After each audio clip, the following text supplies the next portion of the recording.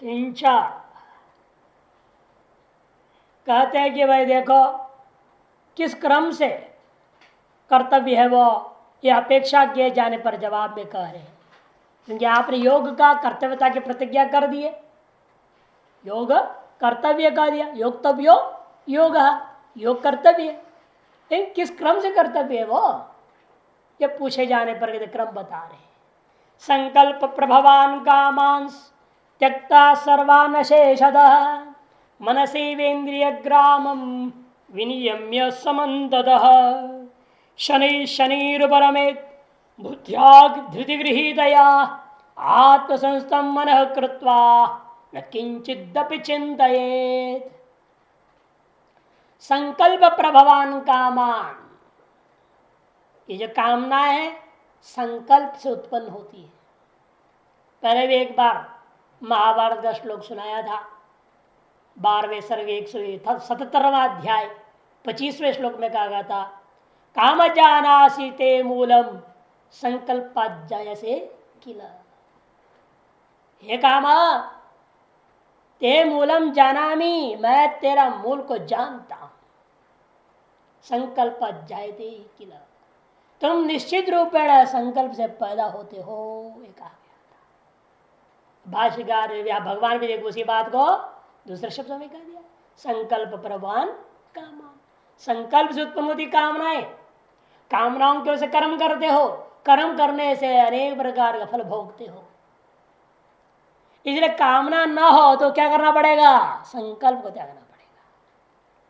संकल्प त्यागेंगे तब कहते सर्वान संकल्प प्रभवान कामान अशेषतः त्यक्त्वा, संपूर्ण रूप में त्यागना पड़ेगा।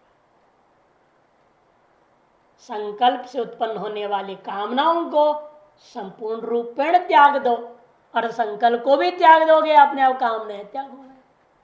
ये संकल्प जन्य कामना है, उनको पूर्ण रूपेण त्यागने का मतलब क्या, जड़ को ही हटाओ, संकल्प को ही दूर कर दो।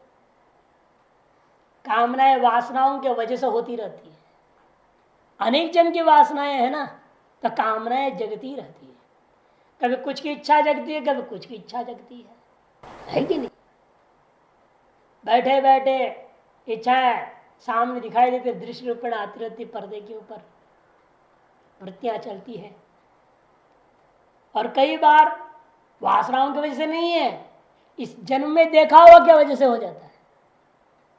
एक महात्मा बनारस में थे, वो कहते थे कभी भी किसी उत्सव में नहीं जाना, किसी उत्सव में नहीं जाना,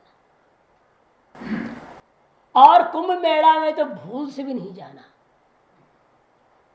नहीं क्यों महाराज, क्या कारण है? कहते दो कारण है। एक कारण है, उत्सव में क्या होगा, वहां एक महात्मा होगा जो अध्यक्ष होगा, वो बैठा रहेगा, और उस उत्सव में उसकी सारी स्तुति करते रहेंगे, ये महाराज ऐसे हैं, वो ऐसे हैं, ये किया वो किया वैसे किया। सुन सुन के तेरा भी दिमाग खराब हो जाए, तुम भी चाहे मैं इससे भी ज्यादा करके दिखाऊं ताकि दुनिया मेरी प्रशंसा करे। एक समस्या ये है, तेरे अंदर संकल्प जग जाएंगे, इसने जितना काम किया है जो लोग गिन रहे हैं, तुम उसे और 4 लिस्ट में जोड़ लो तो और कहो इससे भी ज्यादा मैं करूंगा। आपको मेले में क्यों नहीं जाना, कभी इसलिए कि वो हाथी घोड़े बैठे देखे, तुम भी हाथी घोड़े बैठना चाहोगे, ये मुसीबत हो जाएगी। अब देखते ना आप लोग, वो महात्मा अमुक कार में आया, यही तो होता है, वो हेलीकॉप्टर में आ गए, वो हेलीकॉप्टर में है महात्मा, तो हमारा पास भी हेलीकॉप्टर होना चाहिए, उनके पास हेलीकॉप्टर तो मेरे पास में होना चाहिए, और मेरे पास उसे बढ़िया क्वालिटी का होना चाहिए। उसे 5 सीटर का है तो मेरे पास 11 सीटर का हेलीकॉप्टर होना चाहिए। क्या मूर्ख लोग लगे हुए महात्मा होकर, उसने ऐसी सिंहासन बना दिया जिसे 25 किलो सोना है, तो मेरी सिंहासन 30 किलो का होना चाहिए। लगे हुए हैं उसके पास, मुकुट टुकुट सब पहनते हैं। लिंगायत संप्रदाय साधुओं को देखे होंगे लोग, जो वहाँ बड़े विचित्र होता है, डंडा फंडा सोने का सारा, राजा जैसे बैठते हैं, कपड़ा सपड़े वैसे वैसे पहनते हैं, राजा जैसे सोने की खड़ाव बनती है। बड़ा ये चीजें जो देखता है ना आदमी, तो सोचता है मैं भी ऐसे हूँ, मैं भी ऐसे हूँ, कामनाएं जगती रहती है। इसे उनको सर्वान शेषता त्यक्त्वा, पूर्ण रूप में उनको त्यागना पड़ेगा। क्योंकि एक भी कामना चाहिए और उसको सिद्ध करने लगोगे वो फंस जाओगे। महात्मा भूत का दृष्टांत देते हैं ना, महात्मा के अंदर बार बार एक कामना जगती रही, मेरे पास कोई सिद्धि होना चाहिए। लोग कहते वो सिद्ध महापुरुष है, सिद्ध महापुरुष है, मेरे पास कोई सिद्धि नहीं है, कोई सिद्धि होना चाहिए। वो गया पीछा पड़ा किसी महात्मा, महाराज आप जब मंत्र वंत्र जानते हो, विधि विधान, हमें कुछ बताओ। उसे भाई तुमको कितने समय के अंदर सिद्धि चाहिए, पूछा। जल्दी से जल्दी चाहिए भाई, बहुत दिन से मन परेशान कर रहा है, भजन नहीं करता, ध्यान नहीं करता, कुछ रहता है, सीधी सीधी सीधी रोते रहता है मन, फास्ट होना चाहिए। ठीक है, 21 दिन में सिद्ध होने वाला मंत्र दे देता हूँ। ठीक, मंत्र लीला विधि विधान से मंत्र सिद्ध कर दिया। सिद्ध करने से क्या सिद्ध हुआ? उस मंत्र से एक भूत सिद्ध हुआ। भूत सामने खड़ा हो गया, महाराज हाथ जोड़ा, उसने बताइए आदेश, मैं मेरे को आपने सिद्ध कर लिया है, जो सेवा कहो मैं करने को तैयार हूं काम, लेकिन मुझे खाली नहीं बिठाना, खाली भाई होऊंगा तुम्हारे गला घोट दूंगा। अरे ये तो बाहर खतरनाक सिद्धि है, ऐसा कैसा सिद्धि आ गया हमारे सामने। अब जो आ गया सो आ गया ना, तो क्या करे? तो इसलिए उन्होंने क्या करा, तो कहे ठीक है भाई काम झाड़ू मारो बोला। झाड़ू मारा बोला तो 2 मिनट के अंदर काम निपट गया। भूत है, सामर्थ्य है। पोछा लगा, वो भी 2-3 मिनट में निपट के आ गया। 7 लकड़ी जंगल से काट के लाओ, वो भी करके आ गया 5 मिनट में। महात्मा का जब तो जब एक माला जप नहीं कर पाती तरह काम करके आ जाता है। जब 10 ब्रह्मचारी का काम एक अकेला करके आ जाता है, और काम ना दूं तो कहा है पहले बोल दिया गला घोट दूंगा, परेशान करूंगा। अब डर के हमारे महात्मा परेशान, क्या करें इसको, कोई ना कोई काम दिन रात उसको काम बताने में लगा रहा, लिस्ट बनाते रहा महात्मा। सारा ध्यान भजन छूट गया सिद्धि के चक्कर में। अब क्या नेक्स्ट काम देने सोचना पड़ेगा। अब विचार किया ऐसे तो कब तक चलेगा, मेरा सारा भजन ही नष्ट हो गया इस सिद्धि के चक्कर में। उसने कहा तुम ऐसा करो, 100 क्विंटल तेल लाओ और सबसे लंबा बल्ली ले आओ, लकड़ी का बल्ली, खंबा जैसे ले आओ। ढूंढ डांड के जंगल से 100 फुट लंबा वाला एक ले आया, पेड़ काट कूट के, और गैस को सुखाओ, छांट छूट छिलका उतार दो, बढ़िया से उसको चिकना बनाओ, और सुखरता बैठे रहना। वो नहीं, जब बुलाऊंगा तो आना, नहीं तो नहीं आना, देखते रहना सुख रहा है कि नहीं सुख रहा है। आगे से उसको बिठा दिया वहां पे, और 100 मन तेल ला के रखा है। अब पेड़ सूखने वाला, इसको तेल पिलाओ, पिलाते जा तेल। कितना पिलाएगा पेड़ को? अब बीच से काम में बुलाता था उसको, फिर वहीं बिठाए रखा रहा, करते करते किसी 100 मन तेल पिला दिया उसको। अब कहा कि इस खंभे को गाड़ दो, गाड़ दिया। गाड़ने के बाद गा अब यह है कि क्या करना है तुमको, ऊपर नीचे चलते रहना है बस, खंबे के ऊपर नीचे होते रहो, जब काम के बुलाऊंगा तब आना, नहीं तो अपने लगे रहो उसी में। और चिकना था, ऊपर पहुंच ही नहीं पाता था, नीचे आता था वो, और फिर ऊपर जा, फिर नीचे आ गया, लगा रहा भूत बेचारा। अरे अपना मस्ती में भजन कर लगा, तब समझ में आई कभी कोई कामना को सिद्ध करने की चेष्टा नहीं करना चाहिए। जरे भूत प्रेत आ जाते हैं तो एक सिद्धि क्या, सारी सिद्धियां भूत ही है वास्तव में, चिपट जाएंगे पीछे, उनसे छुड़ाना मुश्किल हो जाएगी। इसलिए कभी इसका पीछे नहीं लगना चाहिए। और उसके तात्पर्य और भी है कि वो भूत ऊपर चढ़ा, ऊपर तक पहुंच नहीं, नीचे फिसल जाता है। मतलब यही होती है, एक सिद्धि मिली नहीं, वह सफल हुआ नहीं, इतने दूसरी सिद्धि की ओर आपके दिमाग फिसल जाता है, बार बार फिसलते रहता है, बार बार एक से दूसरा, दूसरा तीसरा, जितनी मिल जाए उतनी कम, कोई अंत है नहीं इसका। इसी को तो कबीरा ने सुनाया है ना, चींटी चढ़े पहाड़ पर 9 मन तेल लगाए, हाथी चढ़े पीठ पर ऊंट बगल लटकाए। चींटी चढ़े पहाड़ पर 9 मन तेल लगाए, 9 मन माने 1 मन का 40 किलो, 9 चौका 36, 360 किलो तेल। यहां तो हमने दृष्टांत किया 100 किलो तेल बताया आपको 360 किलो तेल का मालिश कर लिया चींटी ने, और पहाड़ चढ़ रहा है, पीठ पर हाथी चढ़ाए हुए और ऊंट बगल लटका है, साथ लिए चल रहा है ऊंट को। कितनी विचित्र भाषा है यहाँ, और साधक की भाषा। जीव है चींटी, ये चढ़ रहा है पहाड़, या अध्यात्म साधना रूपी पहाड़, मोक्ष की ओर जाने के लिए मोक्ष रूपी चोटी है, जाओ ऐसे यह साधना रूपी पहाड़ पे चढ़ रहा है। नौ मन मैंने मन सहित, मन क्या कर रहा है? ये नौ छिद्र रूपी द्वारों के द्वारा बार बार तेल यहाँ फिसलने के लक्षित है, फिसलते रहता है। बार बार नौ छिद्रों के बहिर्मुख होता हुआ यह मन है जिसका, ऐसा जीव साधना के पहाड़ पर चढ़ता मोक्ष की चोटी पहुंचना चाहता है, तो कैसे पहुंचेगा? और साथ में लिए क्या चल रहा है? पाप की गठरी हाथी के बराबर पीठ पे और अहंकार अपने साथ पर लटकाए हुए चल रहा है। ऊंट अहंकार का प्रतीक वो बढ़िया यूं रहता है, ऊंचा हो, गर्दन ऊंचा होता है ऊंट का। जितना अहंकार उतरे ऊंचे बैठता है ना, वो उतने ऊंचा बैठता है। चलता भी धीरे चलेगा, फैल फूल करके चलता है। जिसका जितना अहंकार होता है उतना ही ज्यादा। और इस अहंकार नहीं चलते महाराज महाराज करके चलेगा धीरे धीरे, हाथ जोड़ते हुए झुकते हुए। तो कबीर के भाषा संकेत कर दिया, संकल्प प्रवान का मन, इसलिए किसी सीधी रिद्धि के चक्कर में नहीं पड़ना। सकल कामनाओं को उसके जड़ कारण सहित संकल्प सहित सब कुछ को पूर्ण रूप में त्याग करके मन सैव इंद्रिय ग्राम विनियम्य समन्तता, चारों तरफ से इन इंद्रिय समूहों को मन के द्वारा ही नियमन करके।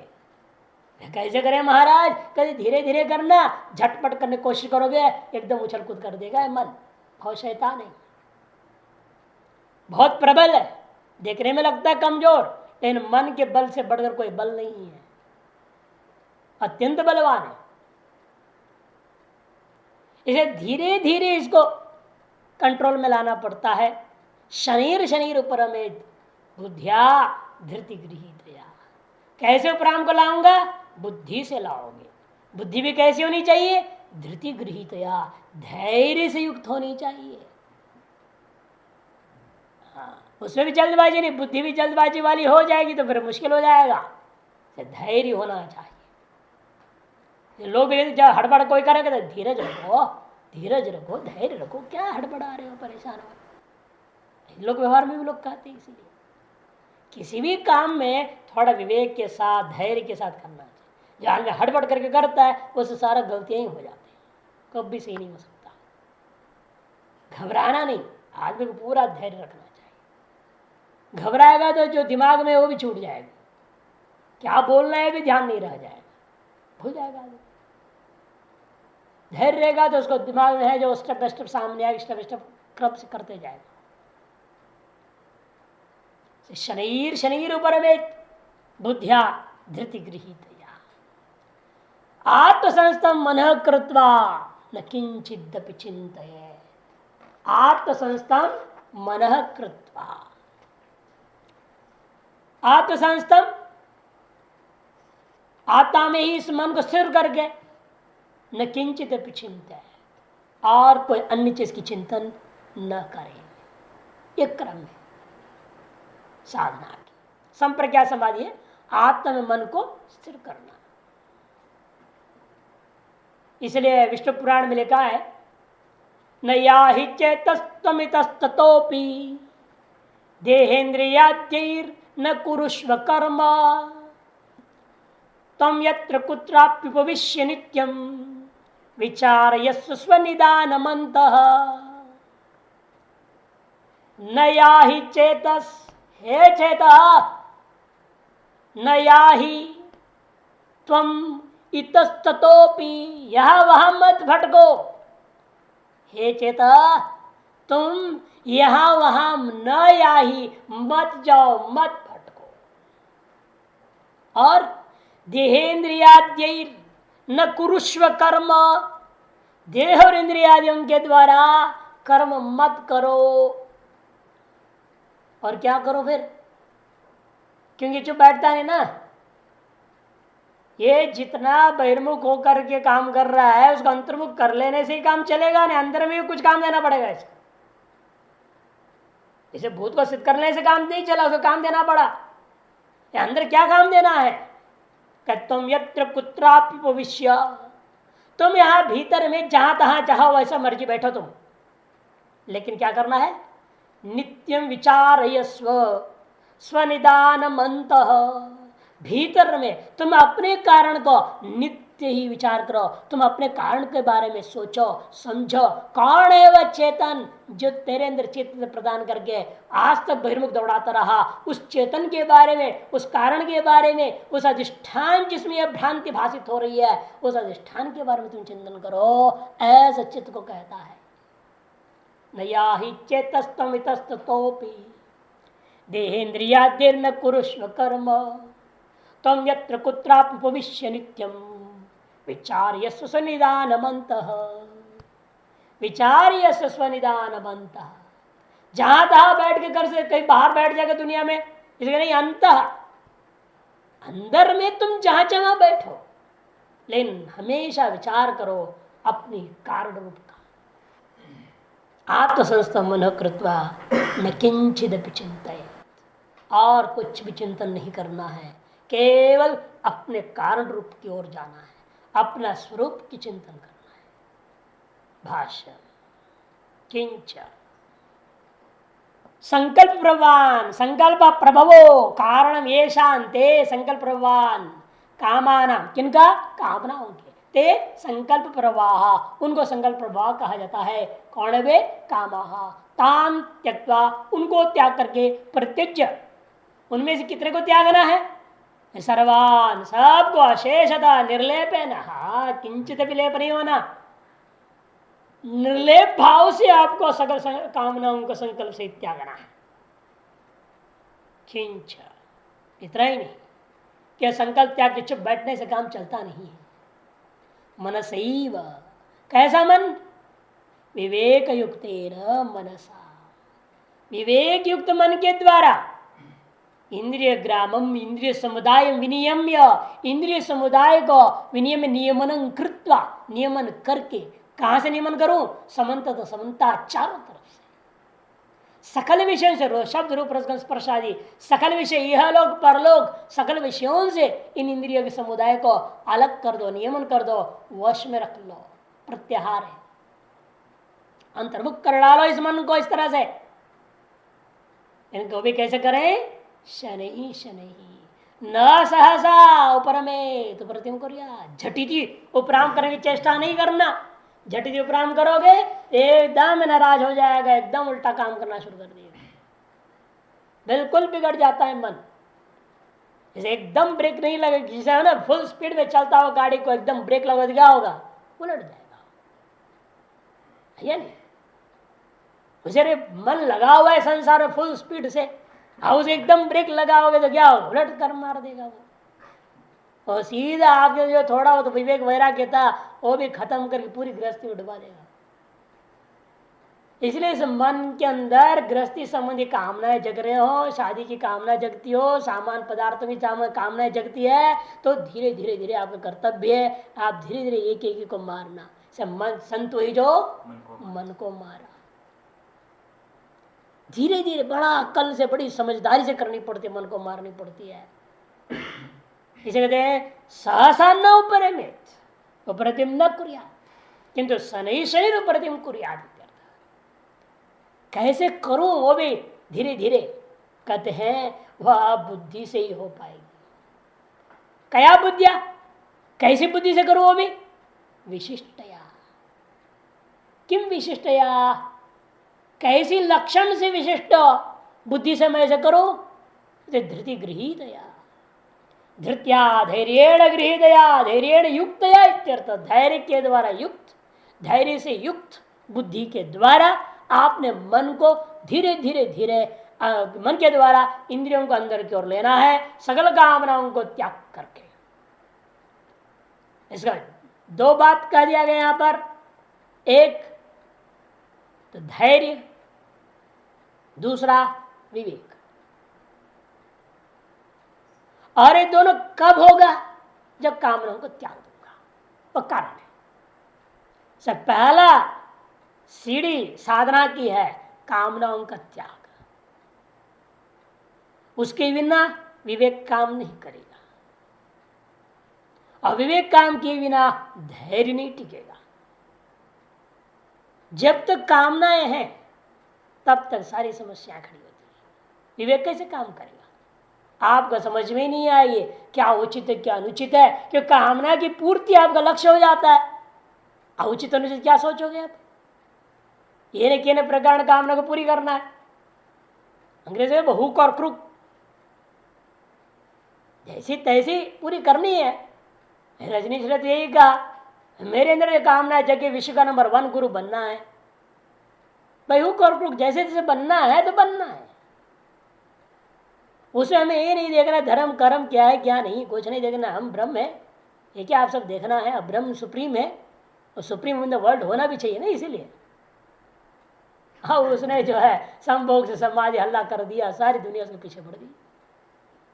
ये सबसे बढ़िया साधु है जो कहता है कि सेक्स भी करो समाधि भी मिलेगी, मोक्ष भी हो जाएगा, और बाकी सब महात्मा बेकार है, तो ब्रह्मचर्य ब्रह्मचर्य ब्रह्मचर्य हिलाते हैं, भोग करो मत बोलते हैं।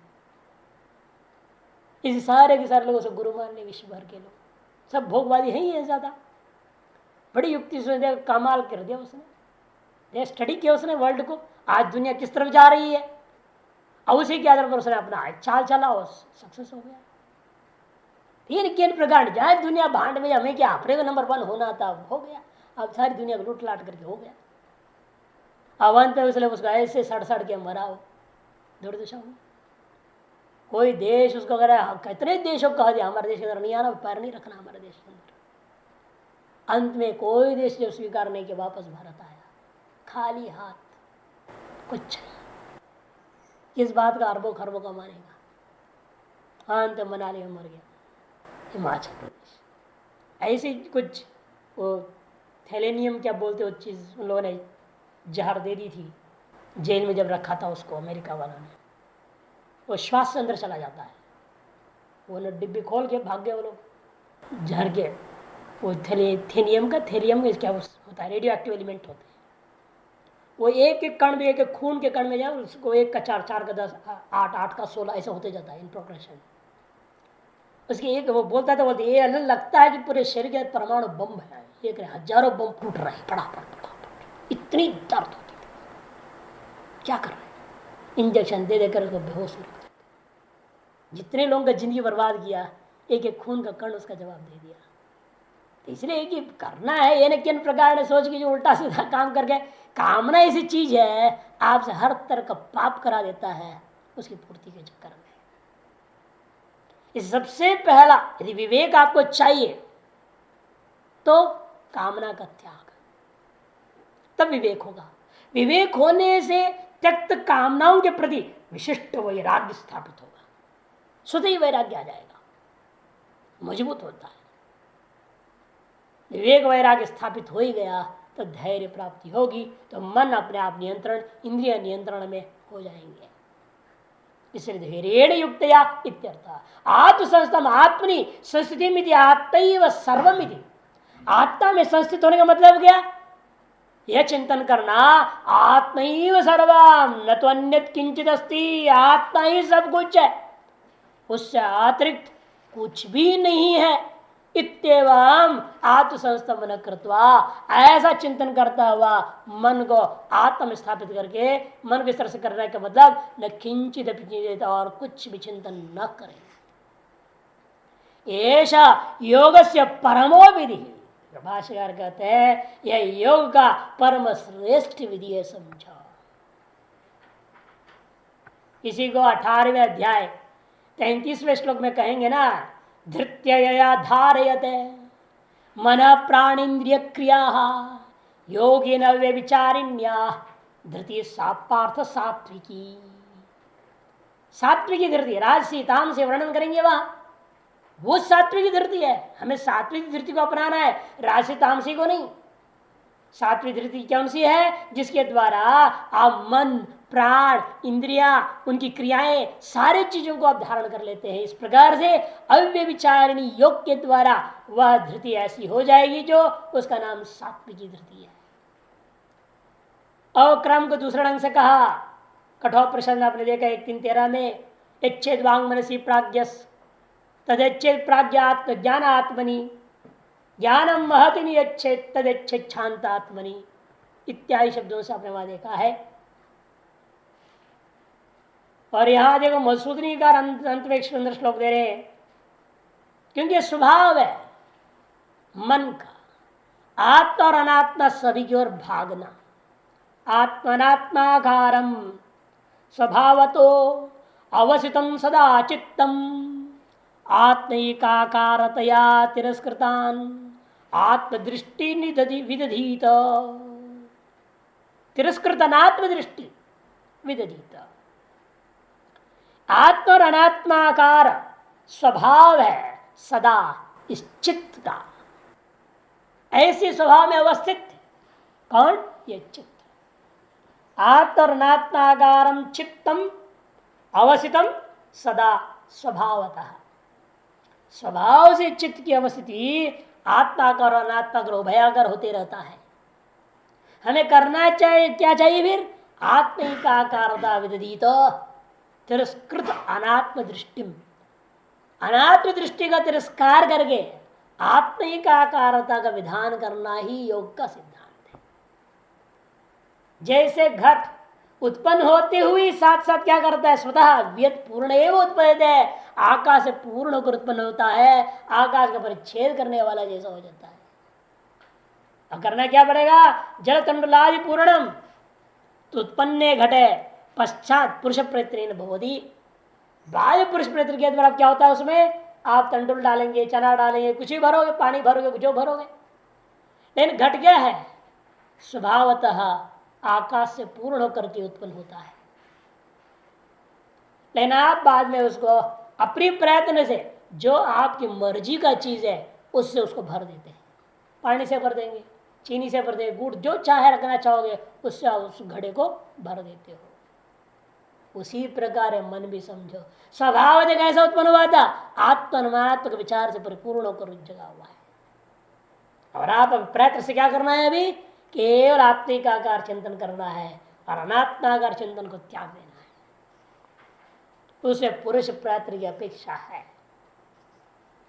इस प्रकार से नीलकंठीकार करे तदेव आत्मसमन कृत्वा संप्रज्ञात समाधि रुकता है। संप्रज्ञात समाधि का ये समझो, क्योंकि इससे आगे और अगले श्लोक में कहेंगे क्या होता है अभ्यास करने से है। तत्रैवं आत्मसंमन कर्तुम प्रवृत्तो योगी। ऐसा आत्मसंस्थ मन करने के लिए प्रवृत्ति जो योगी है वो क्या करे? और आगे यतो यतो निश्चरति मनः चंचलम अस्थिरम। यतो यतो निश्चरति मनश्चंचलम अस्थिरम ततस्ततो नियम्यैतद् आत्मन्येव वशम नये।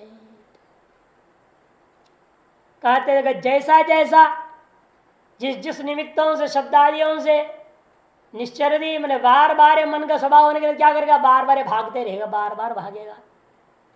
आप आत्मा में लाओगे फिर ये बाहर जाएगा, फिर बाहर देखना चाहेगा। जितना कोशिश करोगे अंदर लाओ उतनी ही बाहर जाता है। लेकिन शुरू में तो बाहर ही रहने की कोशिश करता है, भीतर आता ही कम है। लेकिन अभ्यास करते करते करते अब बाहर जाएगा ही नहीं, भीतर ही रह जाएगा। से यतो यतो जैसे जैसे जिस जिस वस्तु के प्रति वह बाहर जाता है तथा तथा वहां से इस मन को वापस ले आओ। और अस्थिरम चंचलम, क्यों? क्योंकि मन का स्वभाव है ये अस्थिर है, अस्थिर है। इसी का चंचल हो गया, फिर दोबारा कहने की क्या जरूरत है? पर्यायवाची है ना? कहते नहीं। अस्थिरम सामान्य स्थिरता की कथन करता है, सामान्य रूप में अस्थिरता का कथन कर रहा है। उसको विशिष्ट रूप कर रहा है चंचल। चंचल से ऐसा चल चल चचल लुक्कागम चंचल यंग लुगंत प्रकरण है। यंग लुंगन से बना चल धातु से अत्यंत चल है। चंचल कैसे हो गया? अत्यर्थम चलम, ऐसा भाष्यकार कहेंगे। अत्यर्थम चलम ऐसा है, विषयों को व्यतिक्रमण करके आगे चल पड़ता है। ऐसी ऐसी कल्पना कर लेता है जो विषय हो ही नहीं सकते। जिसके बारे में सोचेगा वो उससे ज्यादा ही उल्टा सोचेगा, कुछ अधिक ही सोचेगा, फालतू सोच पड़ेगा। मन का स्वभाव अनावश्यक सोचना, फालतू सोचना, अधिक सोचना, व्यर्थ का सोचना, अनर्थ की कल्पना कर लेना, ये मन की खराब स्वभावों में से उसको कह रहे यहां चंचलम। अत्यर्थ मन। अस्थिर होना खराब नहीं है, लेकिन चंचल होना खराब है, क्योंकि मन त्रिगुणात्मक है। त्रिगुणात्मक अस्थिर तो रहेगा ही। जो त्रिगुण है तो चलम गुणम वृत्तम कहा दिया। गुणों का स्वभाव है, वो चल हुआ ही करते हैं, वृत्ति है ही है वो। अस्थिरता तो रहेगी ही, लेकिन अस्थिरता इतनी खराब नहीं जितनी उसकी चंचलता खराब है। कि आप आत्मचिंतन कर रहे तो भी अस्थिर ही तो है। आत्मचिंतन में मन की वृत्तियां चल रही है, लेकिन उसको हम स्थिर मान लेते हैं क्योंकि वो एक विषय को लेकर बैठा हुआ है। और जो एक विषय को बैठ लेकर नहीं बैठता वह चंचल हो गया। वह इसलिए ततः ततः उन विषयों से तुरंत खींच के वापस लाओ इस मन को, नियमन कर दो। और आत्मनिएव एतद मनः वशम नेत, फिर दोबारा आत्मा में ही इस मन को वश में रखना चाहिए। आत्मा के वश में इसको रख देना। या ये गौड़पाद आचार्य का श्लोक, मांडू की कारिका, जिसकी विस्तृत व्याख्या स्वयं कर चुके हैं। हम श्लोकों को केवल लेंगे, देखिए थोड़ा सा। उपायेन निगृह्णीयात् विक्षिप्तम काम भोगयोः सुप्रसन्नम लये चैव यथा कामो लयस्तथा दुःखम सर्वम अनुस्मृत्य काम भोगात् निवर्तयेत् अजम सर्वम अनुस्मृत्य जातम नैव तु पश्यति लये संबोधे चित्तम विक्षिप्तम शमयेत् पुनः सकषायं विजानीयात् समप्राप्तं न चालयेत् नास्वादेत् सुखं तत्र निस्संगः प्रजया भवेत् निश्चलं निश्चरत् चित्तम एकी कुर्यात् प्रयत्नतः यदा न लीयते चित्तम न च विक्षिप्यते पुनः अनिंगनम मनाभासम निष्पन्नम ब्रह्म तत्तदा। 5 श्लोक, ये मांडू की कारिका के श्लोक है। योग वासिष्ठ का बाद में आएगा। उपाय निगृह्यात् विक्षिप्तम काम भोगयोः, काम और भोग इन दोनों में विक्षिप्त इस मन को पहले निग्रह करो। काम भोगयोः विक्षिप्तम मनः उपायेन निगृह्णीयात्, निग्रह करो, जबरदस्ती दंडित करो इसको। जहां कामना आ गया उसको दंड दो। अब भोग कर दिया वस्तु का, फिर तो कहना ही क्या, जबरदस्त दंड देना चाहिए इसको, तभी नियंत्रण में आएगा। निग्रह करो बोल दिया इसलिए। सुप्रसन्नम लये चैव यथा कामो लयस्तथा, जिस प्रकार से यथा सुप्रसन्नम लय, यह लय पे होने पर प्रसन्न हो, सुश्रुति में लय होने पर प्रसन्न रहता है। हाँ? तथा कामो लय, उसी और कामनाओं को लेकर के भी लय करने पर प्रसन्न हो जाता है। दुखम सर्वम अनुस्मृत्य, और एक ऐसा हो पाएगा तो सकल चीजों को क्या स्मरण करना, ये भी दुख रूप है, वो भी दुख रूप है, वो भी दुख रूप है, ऐसे समझना।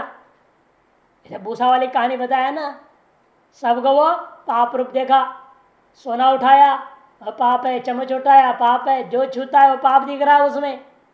और भूसा छुआ तो उसमें भूसा में देखकर ऐसे कोई पाप नहीं, इसका चोरी करने में। उसी प्रकार यहां भी समझो, हर चीज को क्या समझना है आपने, दुख रूप देखना। और आत्मा को जब देखोगे उसको सुख रूप समझना। एक आत्मा को छोड़कर बाकी सबको दुख रूप समझना। जैसे एक भूसा को छोड़कर बाकी सबको पाप रूप देखा उसने। एक अच्छा कद और क्या है, काम भोगात् निवर्तयेत्, ऐसा अनुस्मरण करके काम और भोग दोनों से निवृत्त होना चाहिए। सर्वम अजम अनुस्मृत्य, ये सब आत्मा ही है, ऐसा अनुसरण करके जातम नैव तु पश्यति, और कोई चीज उत्पन्न है ऐसा उसे वो देखता ही नहीं है।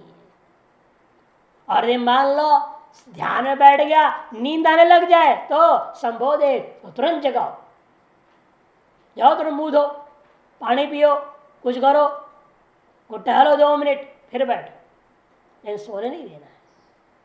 या नींद आने लग जाए तो तुरंत मुंह में पानी छिड़को, और अंदर में गर्मी का आने हो रहा है थोड़ा पानी, ठंडा पानी पियो।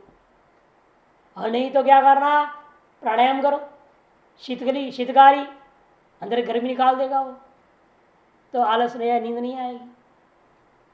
और ज्यादा खाने से नींद आ रही है तो 8-16-32 है ना, सीधा बाया दाना बाना लेटो, फिर वज्रासन में बैठो, इस तरह से कुछ कुछ करके जगाओ, सोने मत दो। लय संबोधे चित्तम, अरे चित्त विक्षिप्त है तो बहुत उल्टा सीधा सोच रहा है, छटपट छटपट छटपट हो रहा है, परेशान हो रहा है काम क्रोध आदि के कारण से, तो शमयेत पुनः, उसका शमन करो, श्वास ध्यान लगाओ, सोहम सोहम सोहम करो, ये सोहम हो रहा है उसके साथ ध्यान करो, मन की चंचलता विक्षेप खत्म हो जाएगी। गिनो, ऐसे नहीं देखेगा सोहम नहीं जपेगा, गिनो श्वास को, एक एक ऐसे करो, गिनते जाओ। मैं श्वास ले रहा हूं एक, श्वास छोड़ रहा हूं एक, श्वास ले रहा हूं दो, श्वास छोड़ रहा हूं दो, ऐसे गिनो, मन को लगाओ गिनती में, अपने आप वो चंचलता जो भड़बड़ भड़ परेशान हो रहा था इधर उधर, वो ठंडा हो जाएगा। कि प्राण बंधन में सौम्य मन, इसे कहते हैं कि विक्षेप होने लग जाए उसका शमन करो। सकषायम विजानियात, क्यों यह निश्चय करना, ये सारे के सारे मलयुक्त हैं, सब युक्त है, ऐसे करके उसके अंदर एक ऑटो सजेशन कहते हैं ना, एक विचार देना मन को और उसको विषयों से हटाना। समप्राप्तम न चालयेत, जब वो शांत हो जाए फिर जबरदस्ती कोई संकल्प करके चालन मत करो, जितने देर हो उसे शांति रहने देना। प्रार्थना वशात यदि बाहर आते तो दोबारा शांत करने की कोशिश करो, लेकिन दोबारा विक्षिप्त करने की कोशिश नहीं करना। लेकिन उस समय जो सुखानुभूति होगी उस सुख में आस्वादन भी नहीं करना। नास्वादे सुखम तत्र निसंग प्रज्ञा भवेत, अपने प्रज्ञा से उसमें भी अनासक्त भाव से सुखान आनंदानुभूति को करना। निश्चलम निश्चरत चित्तम, ईश्वर जब चित्त चलता फिरता नहीं है, निश्चल हो जाता है, एक ही कुरियात प्रयत्न, तब उसका प्रयत्न एकाग्र कर देना और उसको आत्मा में लीन कर देना।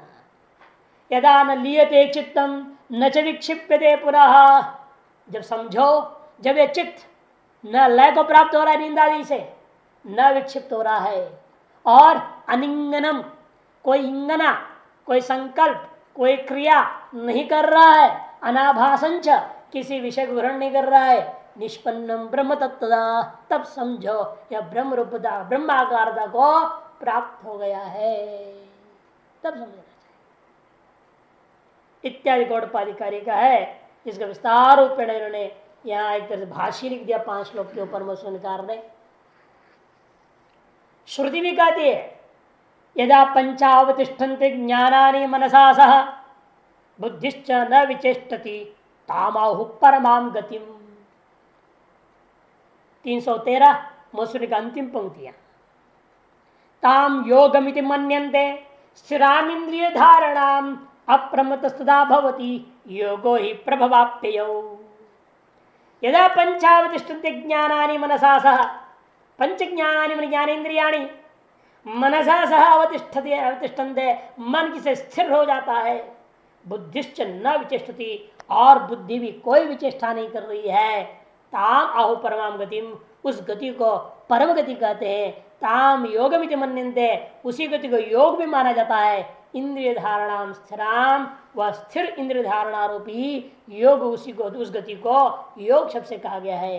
अप्रमत्तस्तदा भवति योगो ही प्रभाव्य, तब योग की उत्पत्ति और उसे प्राप्त होने वाला जो है सुख, ये सारी चीजें जो है ना बिना प्रमाद रहित रहने वाला उस योगी को उस समय प्राप्त होता है, ऐसा श्रुतियां भी कहती है। भाष्य यतो यतो यस्मात् यस्मात् निमित्तात् शब्दादे है, जिस निमित्त, कौन निमित्त है यहाँ आपके बहिर्मुख होने के प्रति, शब्द रूप रसगंध स्पर्श, ये 5 विषय है जब पंच ज्ञानेंद्र के बाहर खींचते रहते हैं, है कि नहीं? इसलिए कहते हैं यतो यतो मैंने यस्मात् यस्मात् निमित्ता, जिन निमित्तों से, कौन है निमित्त, शब्दादे है, जिनकी वजह से क्या होता है, निश्चरति निर्गच्छति, बाहर की ओर चला जाता है। क्यों बाहर की ओर जा रहा है भाई? स्वभाव दोष, स्वभावगत दोष से यह मन बारंबार अनात्मा की ओर जाते रहता है, जाते रहता है। केवल जब थक जाता है वह आत्मा की ओर आते है, सुषुप्ति में होता है, यह मन आत्मा की ओर हो जाता है। और जग गया और स्वप्न काल में शब्दादि आकार, इसे आत्मनात्मा का उभयाकार होना मन का स्वभाव, पहले कहा था। स्वभाव दोषात। स्वभाव दोष क्या है? कहते हैं मन के स्वभाव का दोष यही है कि यह चंचल है। अत्यर्थम चलम भवती थी चंचलम, अर्थम अतिक्रम्योपि चलती इति अत्यर्थम चल। अर्थ का अतिक्रमण करके चलता है, जो जैसा वैसा नहीं ग्रहण करता उसको और अधिक ग्रहण कर लेता है, उसको भी अतिक्रमण करके चल देता है। अर्थम अतिक्रम्य चलति इति अत्यर्थम चलम इत्यादि चंचलम व्यर्थ हो गया। और उसे और एक अति जोड़ दे, अति चंचल कर दे, फिर तो और खतरनाक हो जाएगा। चंचल शब्द में ही एक अति है, एक और अति जोड़ दो, अति चंचल कर दिया, फिर तो समझो गया हुआ, खतरा ही हो गया ना। चंचल शब्द में ही अति है। अर्थम अतिक्रम्य चलती चिंतयति चंचलम, और अति चंचल हो जाए फिर तो बहुत ही खराब है। वो साधक कैसे होएगा? दौड़ते भागते फिरते ही रह जाएगा। चंचलम, ये स्वभाव दोष है मन का कि वह चंचल है, अतएव आश्रण, इसलिए वह अस्थिर है। ततस्तः तस्मा तस्मा से क्या करना चाहिए? उन शब्दादि विषयों से शब्दादि निमित्तात् नियम्य तत् निमित्तम यथार्थ निरूपणेन आभासी कृत्य, उन निमित्तों को यथार्थ निरूपण के द्वारा आभासी कृत्य, उसको आभास कर स्थापित कर देना कि होता मन क्यों प्रवृत्त हो रहा है बाहर शब्दादि विषयों में, इस समझ शब्दादि सत्य है, इससे प्राप्त सुख भी सत्य है, नित्य है, ये मान के भाग रहा है। ये बार बार धक्का खाते फिर भी मन की मूढ़ता है, विवेक स्थिर नहीं, पिछला दुखों को भूल जाता है, आगे सुख की प्रयास करता है, जिससे दुख पाया उससे फिर सुख की कामना करता है। ये मन की विचित्रता है। फिर उसके पास जाएगा, फिर लाभ कहेगा, फिर जाएगा। यही 5 के पास बार बार जा रहा है, 5 से कितने बार लाभ खा चुका, कितने जन्म लाभ खा चुका है, फिर इन 5 विषयों से कहां पीछे हट रहा है। इसे भाष्यकार कहते हैं उसको क्या करना, मन को समझाओ। मन अभी तक समझ नहीं पाया है ये विषय क्या है, इनकी यथार्थ स्वरूप का चिंतन मन को नहीं है। इसे बारंबार इन शब्दादियों पर विश्वास करता है, इनसे मुझे सुख मिलेगा, जबकि उसको समझाना जरूरी है। अब नहीं भाई, ये शब्द स्वयं यथार्थ नहीं, स्वयं मिथ्या है, वो तुमको यथार्थ को सुख कहां से देंगे? वो जो देंगे वो मिथ्या सुख ही होगा, यथार्थ नहीं हो सकता। ये शब्दादि मिथ्या क्यों है? क्योंकि ये शब्दादि 5 भौतिक है। वो 5 भौतिक होने से मिथ्या क्योंकि पंचभूत ही मिथ्या है। पंचभूत क्यों मिथ्या है? क्योंकि अपंचभूत महाभूतों से उत्पन्न है। उत्पन्न होने मार्ग से मिथ्या क्यों है? क्योंकि अपंचभूत महाभूत अविद्या से आई है, और अविद्या वही चीज है जो है ही नहीं, जो दिखा दे रहे। अघटित घटना पटी सीमाया, इसलिए वास्तव में शब्द आदि विषय है ही नहीं, मिथ्या है का मतलब ये वास्तव में है ही नहीं। जिनको तुम है समझ रहे हो और सुख देंगे समझ रहे हो, जो है ही नहीं उसे सुख कहां से मिलेगा? ऐसे उसको बारंबार मन को समझाना पड़ेगा। तत्त निमित्तम यथार्थ निरूपणेन, उस निमित्तों की यथार्थ स्वरूप का निरूपण के द्वारा उन निमित्तों को आभासी कृत्य, ये सब आभास मात्र है। ऐसे कर कि मन उसको अनाभास मान रहा है, उसको आभास बनाना है। इसलिए अनाभासम आभासं कृत्वा यदि आभासी कृत्य प्रत्यान प्रयोग किया भाष्यकार ने कि मन इसको सत्य मान रहा है, अनाभास मान रहा है, और आपने समझा कर उसको आभास करनी है, असत्य स्थापित करना है, मिथ्या स्थापित करना है। ऐसे करके ही कैसे करोगे, वो भी कैसे हो जाएगा? वैराग्य भावनया आ गया ना, भाष्यकार ले ना, वैराग्य केवल विवेक और धैर्य से काम चलेगा नहीं, और मनसा के साथ विवेक जोड़ दिए और बुद्धि के साथ धैर्य को जोड़ दिए, और अब वो दोनों की स्थापना का आधार है वैराग्य। वैराग्य पे कैसे होगा? दोष दर्शन से। बारंबार इनमें देखना पड़ेगा, अरे ये जो था ये भी मुझे दुख दिया था पहले, वो था वो भी दुख दिया, ये था ये भी दुख दिया, हर चीज में इसने भी दुख दिया, उसने भी दुख दिया, हर वस्तु में दुख दातृत्व देखना। जो भी चीज खाया वही दुख दिया, जो भी चीज पिया वो भी दुख दिया, जिस चीज विषयों के साथ संबंध किया वो विषय दुख दिया, जिन भी चीज पर विश्वास किया वो विश्वासघात किया। ऐसे हर चीज में आपको ऐसा सोचना है। सबसे वैराग्य प्राप्त करते, कोई चेड़ा नहीं, कोई चेड़ी नहीं, कोई भगत नहीं, कोई जगत नहीं, ये सारा ठग, सब धोखेबाज, सब विश्वासघात है। ऐसा दृढ़ निश्चय करके सबसे अलग होना पड़ता है। अपना कर्तव्य करो, ठीक है, आ रहे पढ़ाओ जाओ भाई, छुट्टी पाया, हमारे लेन देन नहीं तुम्हारे,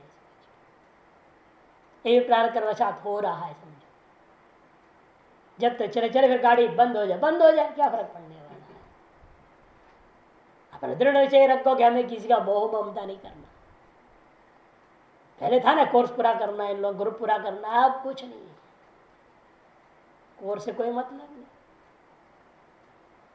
अब हो रहा है तो चल रहा है, तो चल रहा है गाड़ी, जब तक धक्का दे रहे चल रहा है, जितनी चल जाए। जिसे कहते ये जो है ना वैराग्य भाव से रहना पड़ता है। सब से अलग रहो, सब धोखा ही है, समझो नहीं, सारा संसार ही धोखा है। ये गुरु चेला, पढ़ना पढ़ाना, आश्रम भक्त, सब धोखा है। होता है भगवान भी ऐसे संबंध जोड़ देते हैं ताकि इससे आपको वैराग्य हो जाए, है कि ना। ऐसे लोगों को जोड़ देते हैं ताकि आपको वैराग्य मजबूत करें, मौका देते हैं। और फिर मूर्ख से फंसेगा तो फिर फंस जाएगा, फिर भगवान अच्छे लोगों को जोड़ देंगे ताकि और उसका संसार बढ़िया हो जाए। पहले तो आपको साथ ऐसे दुष्टों को जोड़ देंगे ताकि आपको वैराग्य हो, फिर भी आप वैराग्य नहीं करोगे तो भगवान क्या करेंगे, क्या चलो इसकी सारी कामना पूरी कर दो भाई, पूरी संसार दे देंगे आप, खूब मौज करो, जन बर्बाद कर दो। जब वैराग्य का मौका मिलता है तब तुरंत विरक्त हो गया, विवेक स्थापित कर लिए, धैर्य को रख लिया और तुरंत सांसारिक पदार्थों से अलग यदि हो जाता है, वही वास्तव में आगे बढ़ता है, सुखी होता है। इसे कहते वैराग्य भाव आभासीकृत्य चेतन मन आत्मनि वशम नहीं, इस मन को आत्मा में ही वश में लाना चाहिए। आत्मवशताम आपादित, आत्म विषयाधीन कर दो इस मन को। जैसे अब शब्द रूप प्रसादी के अधीन है मन, अब इस मन को आत्मा के अधीन कर देना है, आत्मविषक मन बना देना है। हमने आत्माकार वृत्ति ही होनी चाहिए इस मन से, अन्य अगर वृत्ति नहीं होनी चाहिए। एवं योगाभ्यास बलात् योगिनः आत्मनि एव प्रशाम्यति मनः। इस प्रकार से योगी लोग क्या करते हैं, योगिनः योगाभ्यास बलात्, योगाभ्यास के बल से आत्मा में ही मन को प्रशांत कर देते हैं। आत्मनिएव प्रशाम्यति मनः, इस मन को आत्मा में ही प्रशांत कर देते हैं। दृढ़ निश्चय करना पड़ता है, इसको समझाते हुए कहना पड़ता है, यो वै भूमा सुखम नाल में सुखम अस्ति अतल्पम तन्मर्त्यम तद दुखम। इस प्रकार से छांदोग्योपनिषद 7:25 उसको समझ करके चिंतन कर दो। बोलना चाहिए मन को, हे मन, ये आत्मा जो भूमा जो ब्रह्म है यही सुख रूप है, यह आनंद सागर है, इसमें डुबकी लगाओ, तुम इसी के अंदर रहो, इससे बाहर को चिंतन मत करो कि इससे भिन्न जो भी होगा वो अल्प है, वो अल्प में सुख नहीं है, जो अल्प है वो मर्त्य है, वो दुख रूप है, ऐसा निश्चय करो। इस प्रकार से श्रुति स्मृति आदियों की सहायता से इस मन को इस विषयगत अनित्यता दुख रूपता आदि का सुझाव देता हुआ वैराग्य से युक्त होकर के इन विषयाशक्ति को त्यागना, ये वैराग्य। जब बिना वैराग्य का आप मन को समझा नहीं सकते, ये मिथ्या है। यदि विषयाशक्ति रहेगी तो कैसे कहो तो मिथ्या है, मिथ्या वस्तु के प्रति कहीं वैराग्य होगा क्या? सत्य वस्तु के प्रति वैराग्य नहीं हो सकता। इसलिए आप वस्तु में सत्यता को त्यागिए, उसको मिथ्या समझ लीजिए, वैराग्य हो जाएगा। इसलिए कहते हैं कि भाई आपको क्या करना है, वैराग्य की भावना से इन वस्तुओं के यथार्थ निरूपण करते हुए अविद्या का कार्यत्वात् ये सब आभास मात्र ही है, इनमें किंचित भी सत्यत्व नहीं है, ऐसा समझा करके इस आत्मा को आत्मा की ओर, इस मन को आत्मा की ओर ले जाना, इस आत्मा का ही चिंतन करने को मजबूर करो।